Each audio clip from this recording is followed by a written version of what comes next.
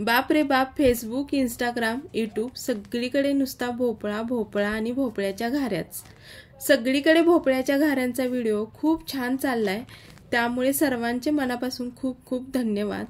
आणि आता तुम्हाला माहितीच आहे, सासूबाईंनी गावावरून गोल भोपळा दिलाय, तर कमेंटमध्ये सर्वांनी याला लाल भोपळा, काशीफळ, डांगर असं बऱ्याच नावांनी बोललं जातं असं सांगितलं।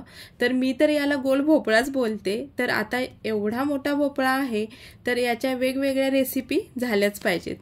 आणि घरात तर आम्ही खाण्यासाठी चौघेच आहोत, तर एवढा मोठा भोपळा लगेच संपणार कसा? तर आता छान अशी भोपळ्यापासून धाबा स्टाईल रेसिपी बनवली। तुम्हाला ही रेसिपी खूप आवडेल। तर त्यासाठी आधी आपण एक वाटण बनवून घेऊयात। इथं मी एक मध्यम आकाराचा कांदा, ओलं खोबरं, एक टोमॅटो, 2 हिरव्या मिरच्या बारीक चिरून घेतलेत, 10 ते 12 लसणाच्या पाकळ्या घेतलेत।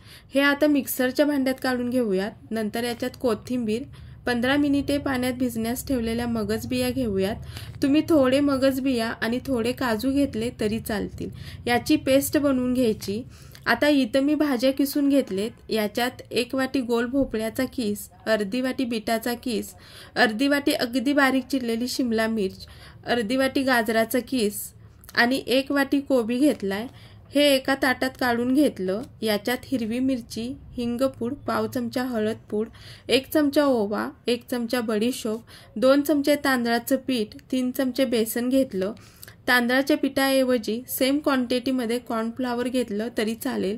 चवीपुरतं बारीक मीठ घालायचं। इथं आपण कोफ्ता करी बनवतोय, त्यामुळे बेसन खूप जास्त घ्यायचं नाही, कोफ्ते कडक बनतील।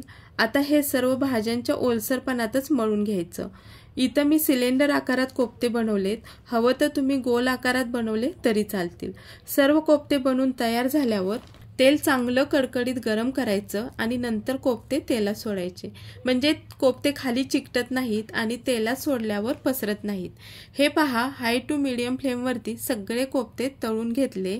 नंतर याच तेलात जास्तीचे तेल काढून घेतलं, तेलात तयार पेस्ट ओतली आणि वरती असं लगेच झाकण लावायचं, म्हणजे गॅसवर तेलाची शिंतोडी उडून गॅस खराब होत नाही। नंतर सेकंदभर मसाला तेलात परतून झाल्यावर याच्यात चवीनुसार बारीक मीठ, हवं तर मीठ तुम्ही पाहूनच नंतर घाला, 1 चमचा तिखट मसाला किंवा लाल तिखट, पाव चमचा हळद पूड, 2 चमचे किचन किंग मसाला घालून चांगलं मिक्स केलं। वरती झाकण लावून मसाला 5 मिनिटे शिजवून घ्यायचा। शिजलेल्या मसाल्यात आवश्यकतेनुसार गरम पाणी ओतायचं। आता इथं मला ग्रेव्ही खूप पातळ आणि खूप दाटसर बनवायची नाही, मीडियम करायची आहे, त्याप्रमाणे मी पाणी ओतलंय। वरून कसुरी मेथी, 1 चमचा साखर, बारीक चिरलेली कोथिंबीर घालून 5 मिनिटे ग्रेव्ही शिजवून घ्यायची। हवं तर ग्रेव्हीत फ्रेश क्रीम घाला। नंतर शिजलेल्या ग्रेव्हीत कोफ्ते सोडून भाजीला 1 उकळी आणायची। पण खरं सांगू का, कमी मसाल्यामध्ये टेस्टी भाजी कशी बनेल याच्याकडे माझा जास्त कल असतो। तुम्ही माझ्या रेसिपी पाहिल्या असतील तर तुम्हाला समजलंच असेल। उगीचच नको तेवढे मसाले घालून भाजी बनवायची कधीतरी ठीक आहे, पण रोजच्या जेवणामध्ये कमी मसाल्यात टेस्टी भाजी बनवावी या मताची मी तरी आहे। तुम्हाला काय वाटतं ते नक्की कमेंटमध्ये सांगा। आता दाखवण्यासाठी वरून थोडीशी क्रीम स्प्रेड केली। हे पहा, खूप छान कोफ्ता करी बनून तयार झाली आहे आणि चवीला म्हणाल तर खूप छान झालेली। तुम्ही नक्की अशी भाजी बनवून पहा, सगळ्यांना खूप आवडेल।